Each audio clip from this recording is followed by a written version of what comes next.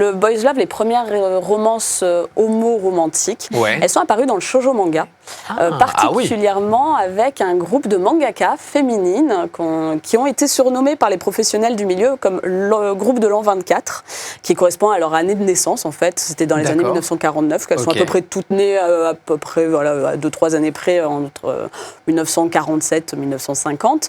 Et ces femmes mangaka ont dans leurs histoires sont accaparer des personnages masculins pour transmettre des messages féministes.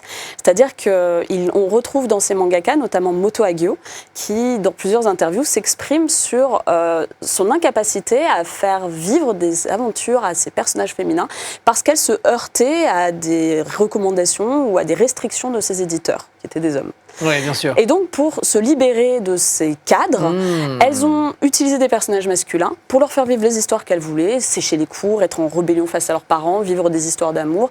Et ce sont des mangas qui sont foncièrement féministes, ces premières œuvres. Mais c'est génial, en fait. C'est hyper politisé, quelque part. Il y a un vrai mouvement derrière tout ça. C'est un mouvement féminin de prise de parole de femmes qui, en fait, pour se libérer des cadres qu'on leur donnait, ont trouvé tout simplement une alternative bien sûr. à travers ces romances. Artistique en plus et tellement fort par rapport à des personnages, donc on peut leur faire dire ce qu'on a envie de leur faire dire. C'est ça.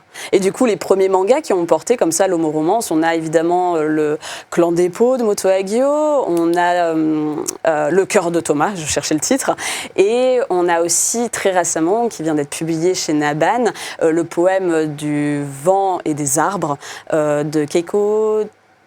J'ai oublié son nom, mais ça va me revenir. Alors, moi, sur les noms, je ne pourrais jamais vous aider. Ce sont ces mangakas-là qui, effectivement, ont porté les premières histoires d'homo-romance, qui ont marqué un lectorat. C'est ça, c'est les premiers, mais c'est aussi ce qui a rendu populaire le genre.